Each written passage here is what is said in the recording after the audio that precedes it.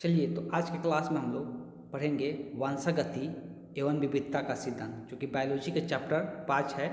तो हम इसका स्टडी करते हैं। सबसे पहले इम्पोर्टेंट रखता है कि हम लोग चैप्टर का नाम याद रखें। सबसे पहले क्या इम्पोर्टेंट रखता है, तो चैप्टर का नाम याद रखें। वंशागति एवं विविधता का मतलब क्या होता है, सबसे पहले हम लोग समझ लेते हैं। तो अगर वंशागति का बात करेंगे तो वंश तो सुने ही होंगे लोग, आप लोग कि वंश मतलब एक वंश से दूसरे, एक जनरेशन से दूसरे जनरेशन में।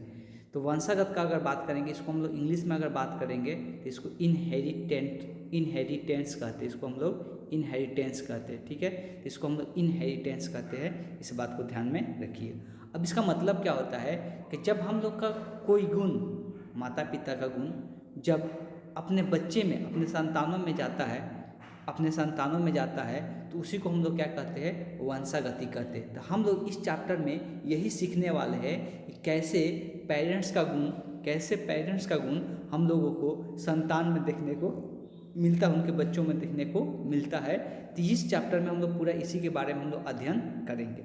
अगर विविधता का बात करेंगे, दूसरा अगर टर्म लेते हैं विविधता को अगर इंग्लिश में हम लोग बात करेंगे तो विविधता को हम लोग बोलते हैं वेरिएशन। विविधता को हम लोग कहते हैं वेरिएशन, ठीक है। तो विविधता को हम लोग वेरिएशन कहते हैं। इसका मतलब क्या होता है, इसको थोड़ा सा हम लोग समझ लेते हैं। बेसिकली विविधता का मतलब होता है, हम लोग देखते अक्सर हम लोग ये चीज़ें देखने को मिलता है कि जो हम लोग को माता पिता होते हैं, ठीक, माता पिता होते हैं तो उनके जो संतान होते हैं, जो हम लोग माता पिता होते हैं, जो उनके संतान होते हैं, जो इनके संतान मतलब बच्चे हो गए, तो जो इनके संतान होते हैं पूरी तरह से हूबहू माता पिता के समान होते हैं क्या, ऐसा नहीं होता है। पूरी तरह से हूबहू माता पिता के समान होते हैं क्या, ऐसा नहीं होता है। तो इसी गुण को, इसी जो परिवर्तन जो आता है, यही जो अंतर आता है, इसी को हम लोग किस नाम से जानते हैं, तो विविधता का नाम से जानते हैं। इसी को हम लोग विविधता का नाम से जानते हैं, तो इस बात को ध्यान में रखिएगा। किसी को हम लोग विविधता कहते हैं, जो हम लोग को अंतर देखने को मिलता है, माता पिता से हम लोग को कुछ अंतर देखने को मिलता है हम लोग के गुणों में, तो उसी को हम लोग विविधता कहते हैं, ठीक। तो चैप्टर का सबसे पहले हेडिंग का मतलब सबको पता होना चाहिए, और इसको डिफिनीशन के रूप में नहीं, इसको ऐसे ही याद रखना जरूरी है। कोई भी चैप्टर पढ़ रहे तो चैप्टर का डिटेल एक्सप्लेनेशन हम लोग के पास कम से कम 4 से 5 लाइन में उसका एक्सप्लेन कर सके कि वो क्या होता है, ये जरूरी इंपॉर्टेंट रखता है, ठीक। अब हम लोग कुछ टर्म्स के बारे में यहाँ पर समझेंगे। इस बात को ध्यान में रखना है कि शॉर्ट नोट लिखते चलना है। सबसे पहले क्या करो कि एक चैप्टर का पहले नाम लिख लो, ठीक। सबसे पहले क्या करना है, तो चैप्टर का नाम लिख लेना है, वंशागति एवं विविधता के सिद्धांत, ठीक। और इसमें क्या क्या शॉर्ट नोट आएगा, तो सबसे पहले इसमें हम लोग शॉर्ट नोट पढ़ेंगे, जिसको हम लोग बोलते हैं आनुवांशिकी। जिसको हम लोग पढ़ेंगे आनुवांशिकी क्या होता है, आनुवांशिकी किसको कहते हैं, इसको समझेंगे, जिसको इंग्लिश में हम लोग कहते हैं जेनेटिक्स। ठीक। तो आनुवांशिकी क्या होता है उसके बारे में समझ लेते हैं। चलिए लिखिए इसमें, जब हम लोग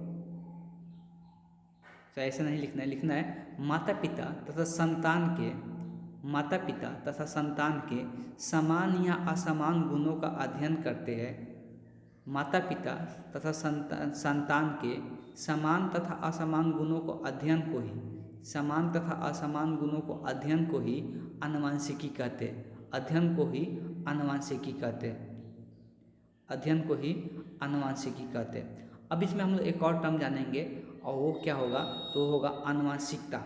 आनुवांशिकी और आनुवांशिकता में अंतर है, सब प्रोसेस का नाम है, तो इस बात को ध्यान में लिखना है, आनुवांशिकता। आनुवांशिकता किसको कहते हैं उसको थोड़ा सा हम लोग समझते हैं। जिसको इंग्लिश में अगर बात करेंगे तो इंग्लिश में हम लोग कहते हैं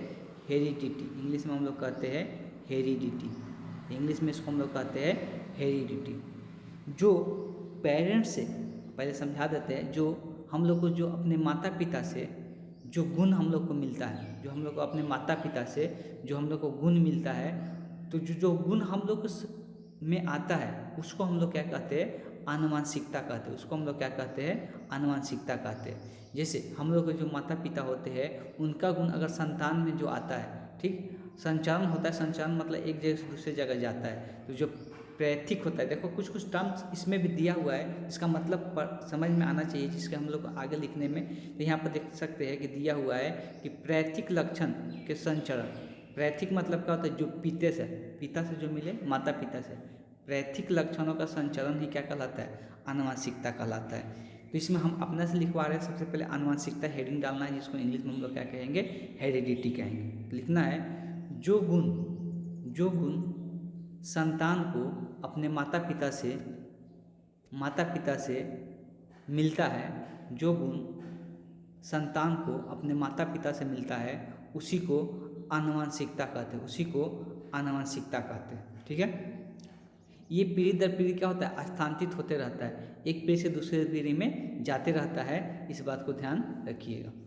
अगर आगे बात करेंगे तो आमतौर पर देखा जाता है कि संतान माता पिता के सदृश से फिर भी पूरी तरह से कभी भी समान नहीं होते हैं। ठीक है, हम लोग ये चीज़ देखते हैं कि समान तो है लेकिन पूरी तरह से समान नहीं होते हैं। तो जो हम लोग को अंतर देखने को मिलता है, जो विभिन्नता देखने को मिलता है, उसी को हम लोग क्या कहते हैं, विविधता कहते हैं। विविधता कहते हैं। तो हम लोग एक और टर्म के बारे में यहाँ पर लिखेंगे, किसके बारे में, तो विविधता के बारे में। तो हेडिंग डालना है विविधता। अगर विविधता का बात करेंगे तो इसको हम लोग इंग्लिश में कहते हैं वेरिएशन। तो इंग्लिश में हम लोग इसको वेरिएशन कहते हैं। फिर तो इसमें लिख लेना है संतान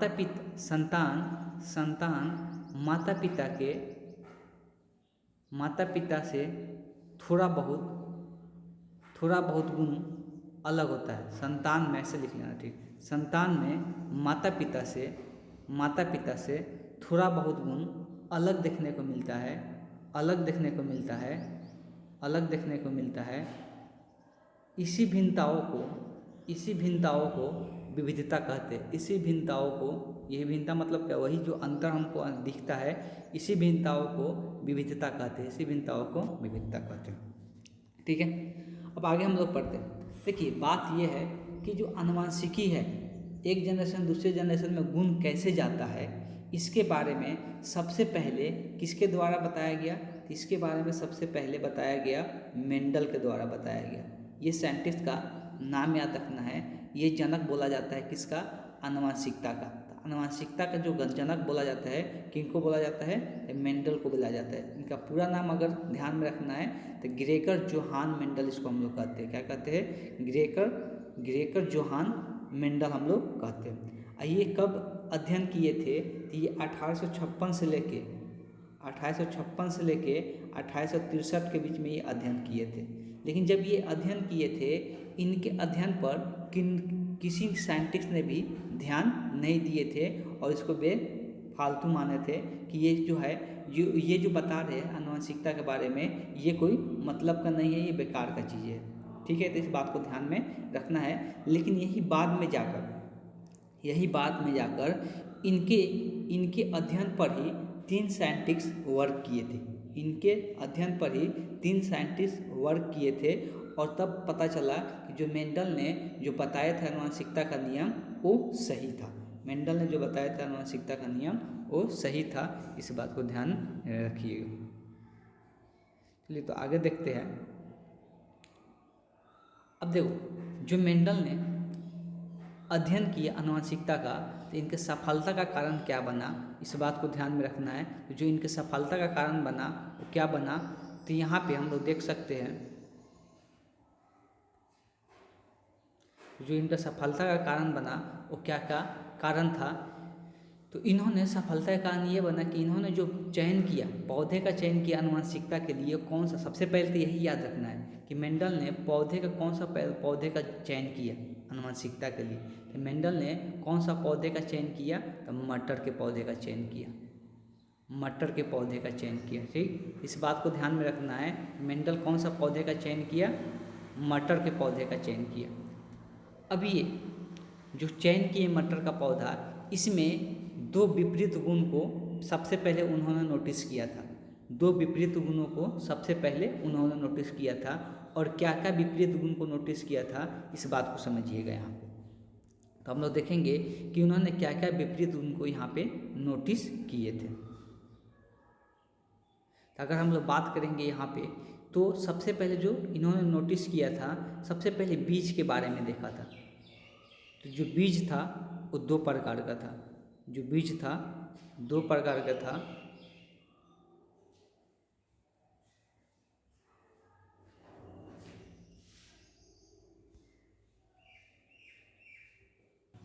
तो सबसे पहले जो विपरीत गुण के बारे में बताए, सबसे पहले बीज के बारे में उन्होंने देखा था।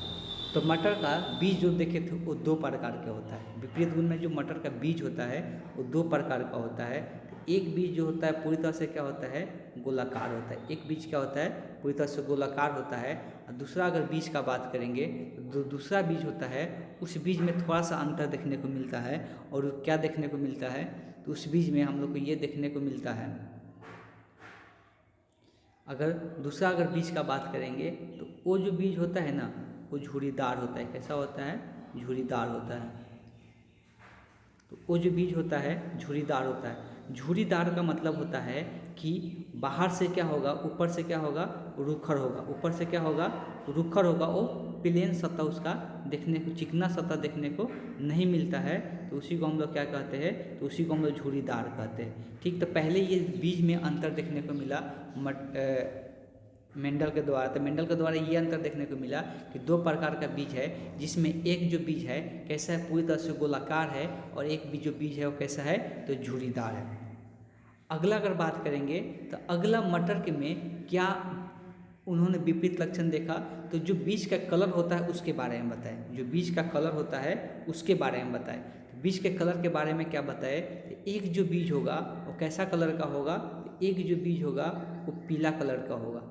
मटर में ऐसा गुण देखने को मिलता है कि एक जो बीज होता है वो कैसा होता है, तो बीज का कलर के बारे में बात करेंगे तो एक होता है वो पीला कलर का होता है, और एक जो होता है वो हरा कलर का होता है। एक जो होता है कैसा कलर का होता है, तो हरा कलर का होता है। तो मेंडल ने ये देखे थे कि जो बीज होता है तो बीज का 2 प्रकार का कलर देखने को मिलता है, एक पीला कलर का और एक हरा कलर का। ठीक है, आगे हम लोग बात करेंगे और क्या लक्षण देखने को मिला। तो फूलों के बारे में उन्होंने क्या देखा, तो फूलों के बारे में भी देखा कि 2 प्रकार के फूल देखने को मिलता है। मेंडल ने क्या देखा कि 2 प्रकार के फूल देखने को मिलता है। और जो 2 प्रकार का फूल होता है तो एक बैगनी कलर का होता है और एक सफ़ेद कलर का होता है। तो अगर 2 प्रकार के फूल का बात करेंगे तो एक बैगनी कलर का होता है। कैसा कलर, तो एक बैगनी कलर का फूल होता है, एक बैगनी कलर का फूल होता है। और दूसरा अगर बात करेंगे तो सफ़ेद कलर का फूल होता है। ठीक, सफ़ेद कलर को हम थोड़ा दूसरे रंग से दिखा देते हैं ना, नहीं पता चलेगा सफ़ेद पर, चलिए दिखा ही देते हैं। तो दूसरा जो बताया गया तो कैसा बताया गया, तो सफ़ेद कलर का। दूसरा जो फूल बताया गया, चलिए इस पर दिखाई दे देगा सफ़ेद। तो दूसरा जो बताया गया कैसा बताया गया, तो सफ़ेद कलर का बताया गया। तो 2 प्रकार के फूल देखने को मिलता है। अगर हम लोग मटर के पौधे का बात करते हैं तो उसमें 2 प्रकार का फूल होता है, एक बैगनी और एक सफ़ेद कलर का देखने को मिलता है। चलिए आगे देखते हैं तो और क्या क्या विपरीत गुण देखने को मिला। तो अगर फल का बारे में बात करेंगे, मटर का जो फल होता है, फली या उसको छोड़ देते हैं, ये भी होता है, फल भी ध्यान में रखना है। तो फली जो होता है एक हरी कलर का होता है, एक पीला कलर का होता है। अगर फूल का बात करेंगे तो एक एक्सियल होता है, एक शीर्षस्थ होता है। मतलब एक एक्सिस के लॉन्ग टूटा हुआ रहता है, एक शीर्ष के लॉन्ग टूटा हुआ रहता है, बटा हुआ रहता है। तो उस बात को ध्यान में रखना है। और एक और इम्पॉर्टेंट जो कि इस चैप्टर में बताया गया है कि जो मटर का पौधा होता है ना, तो जो मटर का हम लोग पौधा लेते हैं तो एक जो होता है तो एक लंबा पौधा होता है। क्या होता है, एक जो होता है एक लंबा पौधा होता है। अगर हम लोग मटर का पौधे का बारे में बात करेंगे तो एक जो होता है, वेट कीजिए, तो एक जो होता है लंबा कलर का होता है। एक मटर का पौधा जो होता है वो लंबा होता है, और एक मटर का जो पौधा होता है वो बौना होता है, या बोल सकते हैं छोटा होता है। ठीक, तो 2 प्रकार का पौधा देखने को मिला, एक तो लंबा पौधा होता है, एक छोटा पौधा होता है। और इसके बारे में थोड़ा बहुत पहले से भी हम लोग स्टडी की है 10 क्लास में। ठीक, तो ये सब चीज़ें ध्यान में होना चाहिए। चलिए आगे देखते हैं। और तो ये 7 लक्षण ध्यान में रखना चाहिए कि विपरीत गुण देखने को मिला, जिसमें हम लोग 7 को लक्षण देखने को मिला जो विपरीत गुणों में देखने को मिलता है मटर का पौधा में। तो ये अलग अलग किस्म के देखने को मिलता है मटर का पौधा। इसी कारण से मेंडल ने यही पौधा का चयन किया। और दूसरा रीजन और बताया जाता है, बहुत बार पूछा भी जाता है, मेंडल ने क्यों मटर के पौधे को ही चयन किए थे। तो इसका यही सब रीज़न होता है। सबसे पहले तो ये रीज़न होता है कि इसका जो फसल होता है ना, ये 3 महीना में क्या हो जाता है, कंप्लीट हो जाता है। ये ज़्यादा दिनों तक वेट नहीं करना पड़ता है। इसका नेक्स्ट जनरेशन क्या होता है, नेक्स्ट जनरेशन तैयार हो जाता है। तो ये रीज़न था। और भी रीज़न था ये मटर का पौधा चूज करने का, इसलिए कि इसमें दो प्रकार का परागण होता है। इसमें 2 प्रकार का परागण होता है। कौन कौन सा? तो एक हम लोग बोल सकते हैं 100 परागण भी होता है इसमें, तो 100 परागण भी देखने को मिलता है। इसमें 100 परागण भी देखने को मिलता है और पर परागण भी देखने को मिलता है। 100 परागण भी देखने को मिलता है और पर परागण भी देखने को मिलता है। इसलिए मटर के पौधे को ही मेंडल ने चयन किए थे। इसलिए मटर के पौधे को ही मेंडल ने चयन किए थे, इस बात को ध्यान में रखना है। तो ये सब कुछ इंपॉर्टेंट पॉइंट है कि क्यों मटर के पौधे को ही मेंडल ने चयन किए। तो ये सब जानकारी पता होना चाहिए। ठीक है, आगे चलते हैं।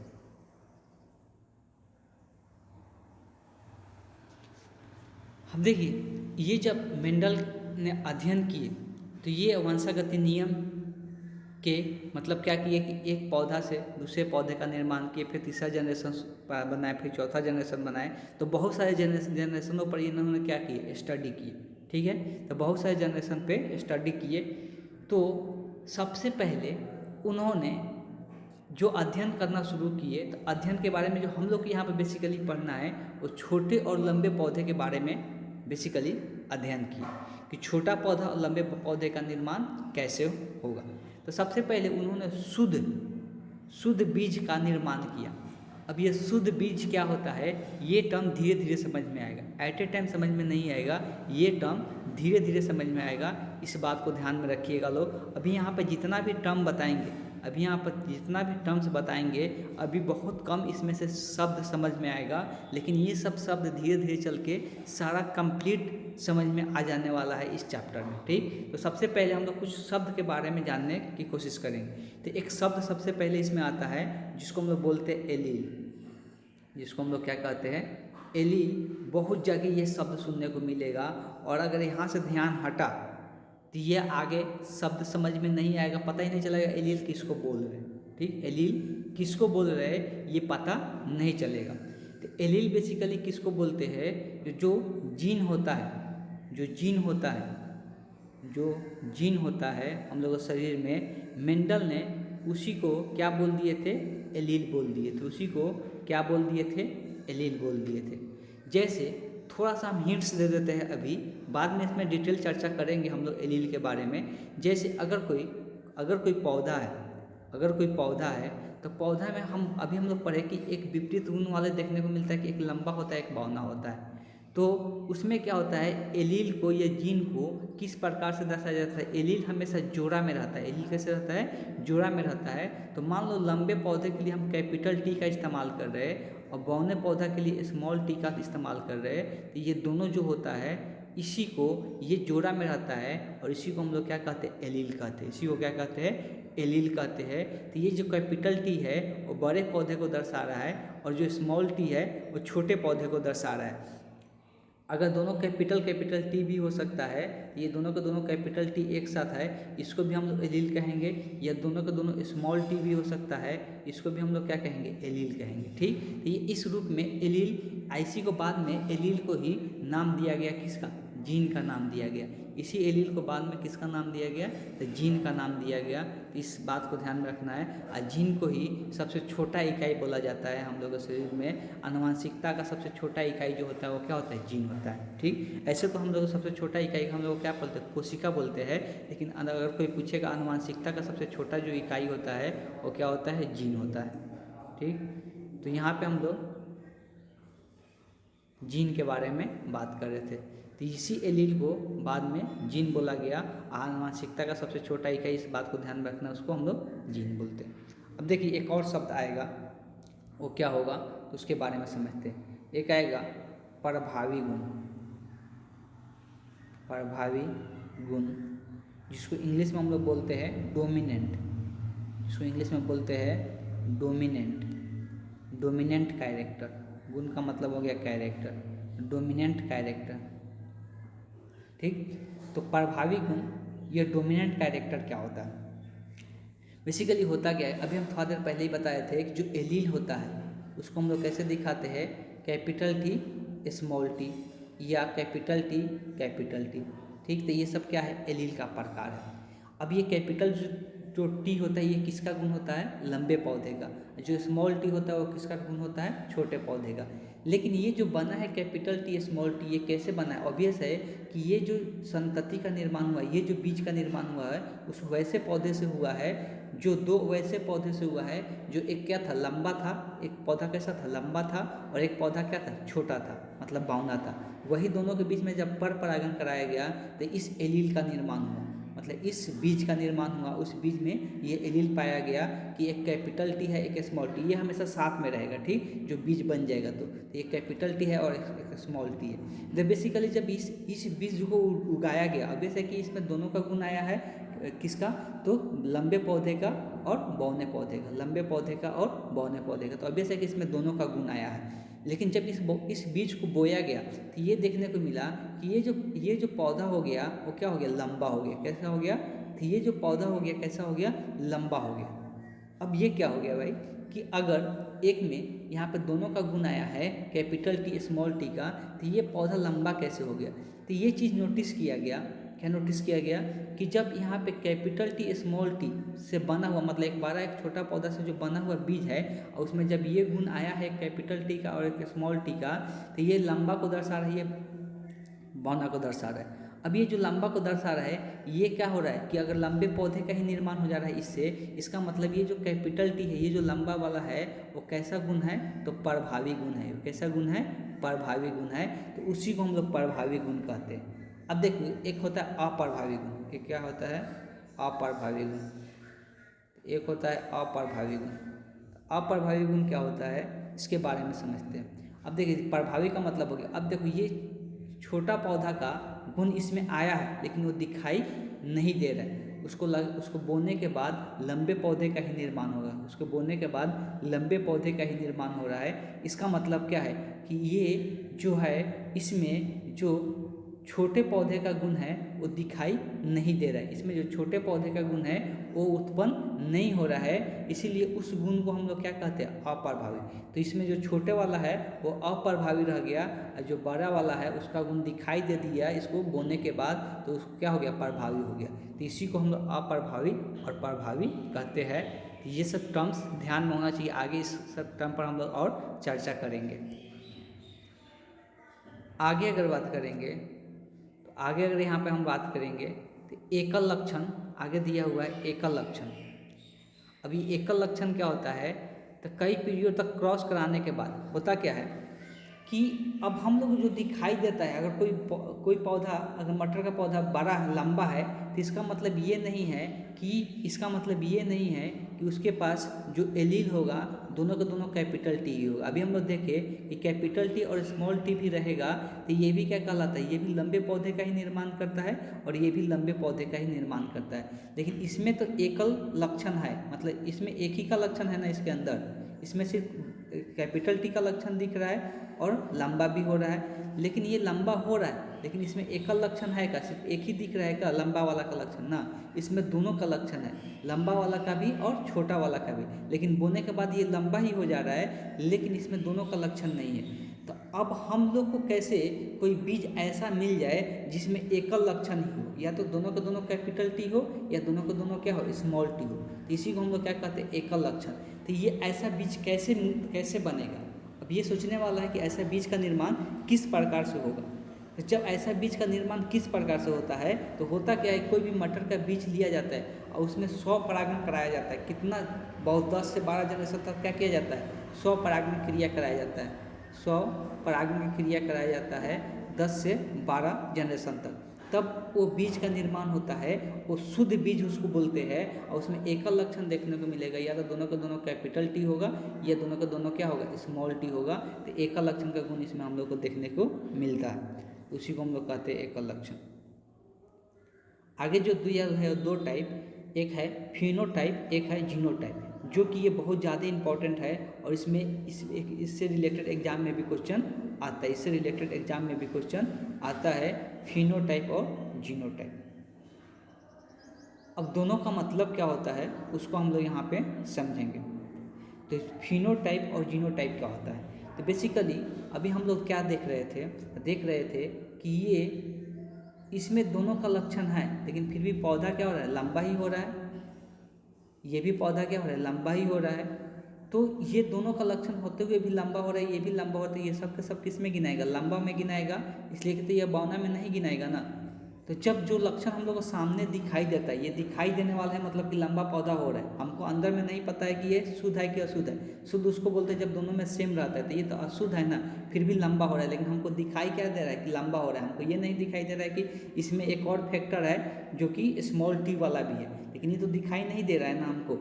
तो जो लक्षण दिखाई देता है कि लंबा पौधा हो रहा है, ये छोटा पौधा हो रहा है, तो उसको हम लोग क्या कहते हैं, तो उसको हम लोग फिनोटाइप कहते हैं, उसको हम लोग क्या कहते हैं। लेकिन जो इंटरनली जो होता है इसमें, ये अशुद्धता को दर्शा रहा है कि इसमें दोनों का गुण है और इसमें सिर्फ एक का गुण है। इसमें अगर दोनों का स्मॉल टी है तो इसमें एक का गुण है। तो जब ये अशुद्धता जो होता है, जो ये इंटरनली होता है, जब उसको हम लोग बात करते हैं तो उसको हम लोग क्या कहते हैं, तो उसको हम लोग जीनोटाइप कहते हैं। उसको हम लोग क्या कहते हैं, जीनोटाइप कहते हैं। एक दो टर्म और होगा, जैसे समयुग्मजी और विषमयुग्मजी। तो समयुग्मजी किसको कहते हैं, जब दोनों में क्या होगा, या तो कैपिटल टी रहे या स्मॉल टी रहे। तो ये क्या कहलाता है, जब दोनों में समान रहता है, जब जीन में ये दोनों फैक्टर क्या होगा, समान होगा, तो उसको हम लोग क्या कहते हैं, समयुग्मजी हम लोग कहते हैं, होमोजाइगस कहते हैं। लेकिन जब ये अलग रहेगा, जब ये एक समान नहीं रहेगा दोनों फैक्टर एक एलील के अंदर, तो उसको हम लोग क्या कहते हैं, तो उसको हम लोग विषम युग्मजी हम लोग कहते हैं। उसको हम लोग क्या कहते हैं, विषम युग्मजी कहते हैं। इसको हम लोग बाद में समझेंगे, F1 जनरेशन, F2 जनरेशन, ठीक। एक आता है विपुंसन। ये क्या होता है, तो होता क्या है, कभी कभी ऐसा पौधा देखने को मिलता है जिसका पुष्प के परिपक्वता के पहले परागकोश क्या हो जाता है, हटा दिया जाता है। पुष्प अभी तैयार भी नहीं हुआ और उसका परागकोश क्या कर दिया जाता है, तो उसका परागकोश हटा दिया जाता है। परागकोश में ही परागकण का निर्माण होता है, ऐसा हम बताए थे। अगर परागकोश हटा दिया जाएगा तो उसका परागकण का उसमें निर्माण नहीं होगा। इसका मतलब किस लिए हटाया जाता था, पर परागण कराने के लिए, पर परागण कराने के लिए। ऐसे कराने से क्या होता है कि परागकोश हट जाता है, तो पर परागण हम लोग दूसरे के सेम जाति के पौधे से क्या करेंगे, परागकण लेके उसके वर्तिकाक का रखेंगे, तब पर परागण हम लोग करा सकते हैं। अगर उसका परागकोश रहेगा तो उसका खुद का परागकण बन जाएगा और उसमें हस्तांतरित हो जाएगा। तो इस तरह से यहाँ पे किया जाता है। संकरण और क्रॉस का क्या मतलब होता है, तो संकरण और टेस्ट क्रॉस का मतलब क्या होता है, तो इसमें क्या होता है कि दो अलग अलग लक्षणों वाले पौधा, सेम जाति का होना चाहिए, दो अलग अलग लक्षणों वाले पौधे के बीच में क्या किया जाता है, पर परागण कराया जाता है। क्या कराया जाता है, पर परागण कराया जाता है, कि एक नए लक्षण, एक नए गुण का निर्माण हो जाए। इसीलिए हम उसको क्या कहते हैं, संकरण का नाम देते हैं, या टेस्ट क्रॉस हम लोग कहते हैं, ठीक। अगर ऑब्वियस है कि हम लोग पास दो मटर का पौधा है, तो दोनों में ऐसा गुण हो कि इसमें कुछ अलग गुण हो और इसमें कुछ अलग गुण हो, तो इसमें हम लोग क्या कराएंगे, दोनों के बीच में पर परागण की घटना कराएंगे, और तब उससे जो निर्माण होगा, तो उसमें जो बीज बनेगा तो उसका एक नया गुण देखने को मिलेगा। तो उसी को हम लोग क्या कहते हैं, संकरण कहते हैं, संकरण कहते हैं। तो उसी को हम लोग संकरण के नाम से जानते हैं, या टेस्ट क्रॉस के नाम से भी हम लोग जानते हैं, ठीक है। अब संकरण की विधि पढ़ना, संकरण की विधि पढ़ना है, तो उसको हम लोग क्या करेंगे, तो उसको हम लोग नेक्स्ट क्लास में पढ़ेंगे। इसलिए संकरण की विधि हम लोग किस प्रकार से संकरण होगा उसके बारे में हम लोग पढ़ने वाले हैं, तो उसको हम लोग नेक्स्ट क्लास में यहाँ से स्टार्ट करेंगे। तो आज के लिए हम इतना ही पर क्लास को एंड करते हैं।